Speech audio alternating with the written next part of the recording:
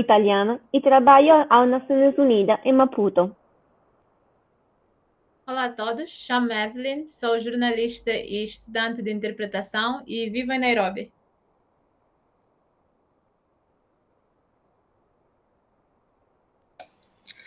Olá, chamo-me Sean,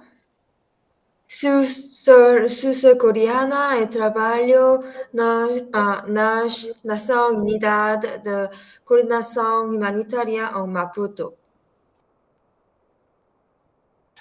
Alô a todos, chamo-me Armênio, sou moçambicano, vivo em Nairobi, sou estudante de interpretação e sou engenheiro informático. Obrigado. Hola a todos, llamo-me Lianet, soy panameniana, trabalho nas Nações Unidas em Nairobi.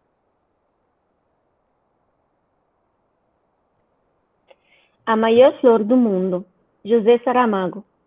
As histórias para crianças devem ser escritas com palavras muito simples, porque as crianças, sendo pequenas, sabem poucas palavras e não gostam de usá-las complicadas.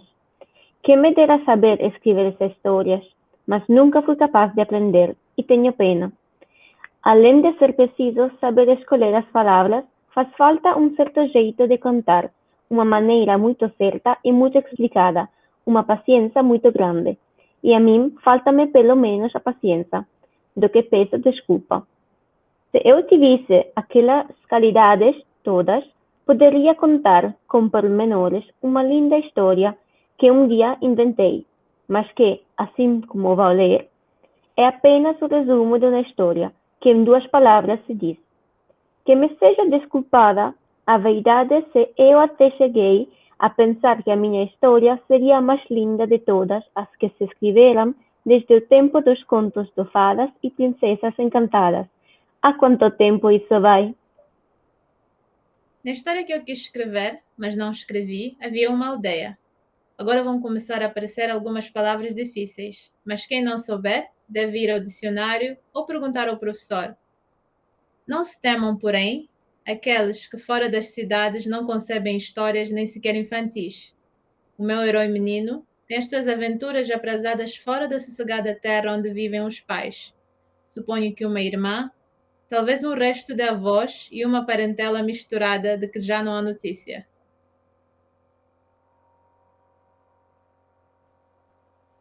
Logo na primeira página, sai o menino pelos fundos do quintal e de árvore em árvore, como um pintacilgo, desce ao rio e depois por ele abaixo, naquela vagarosa brincadeira que o tempo alto, largo e profundo da infância a todos nós permitiu.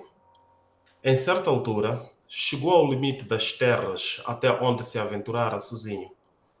Dali para diante começava o planeta Marte, efeito literário de que ele não tem responsabilidade, mas com que a liberdade do autor acha poder hoje aconchegar a frase. Dali para diante, para o nosso menino, será só uma pergunta sem literatura. Vou ou não vou? E foi. O rio fazia um desvio grande, afastava-se, e de rio ele estava já um pouco farto, tanto que o via desde que nascera. Resolveu cortar à direita pelos campos, entre extensos olivais, ladeando misteriosas sebes cobertas de campainhas brancas e outras vezes metendo por bosques de altos freixos, onde havia clareiras macias, sem rastros de gente ou bicho, e ao redor um silêncio que zumbia e também um calor vegetal e um cheiro de caule sangrado de fresco como uma veia branca e verde. Que feliz ia o menino, andando fora rarendo as árvores. E agora havia uma charneca rasa de mato ralo e seco. E no meio dela uma inóspita colina redonda como uma tiela voltada. Deu-se o menino ao trabalho de subir a encosta e quando chegou lá acima que viu ele, não há sorte, não há morte, não há tabuas do destino. Era só uma flor, mas tão caída, tão murcha, que o menino se achegou de cansado.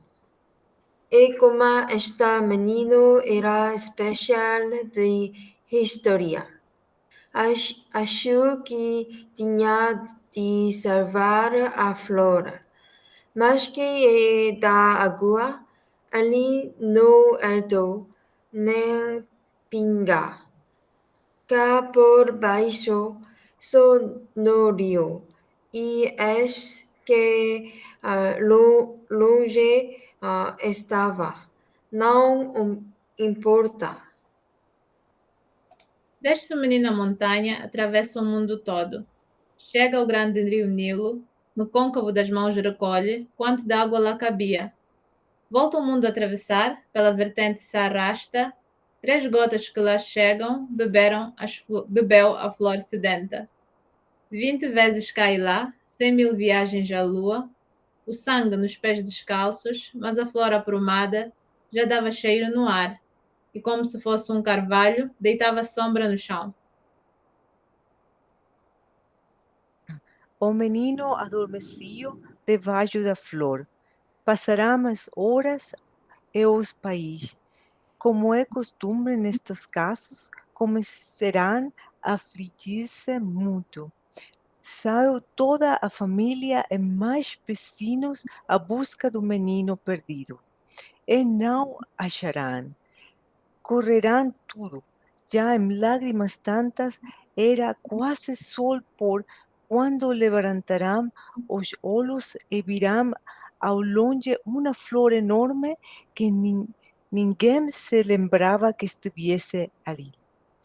Foram todos de carreira, subirão a colina e darão com o menino adormecido. Sobre ele, resguardando-lo do fresco da tarde, estava uma grande petala perfumada, com todas as cores do arco-íris. Este menino foi levado para casa, rodeado de todo o respeito, como obra de milagre. Quando depois passava pelas ruas, as pessoas diziam que ele saíra da aldeia para ir fazer uma coisa que era muito maior do que o seu tamanho e do que todos os tamanhos. E essa é a moral da história. Este era o conto que eu queria contar. Tenho muita pena de não saber escrever história para crianças, mas ao menos ficarão sabendo como a história é séria e poderão contá-la de outra maneira, com palavras mais simples do que as minhas. E talvez mais tarde venham a saber escrever histórias para as crianças.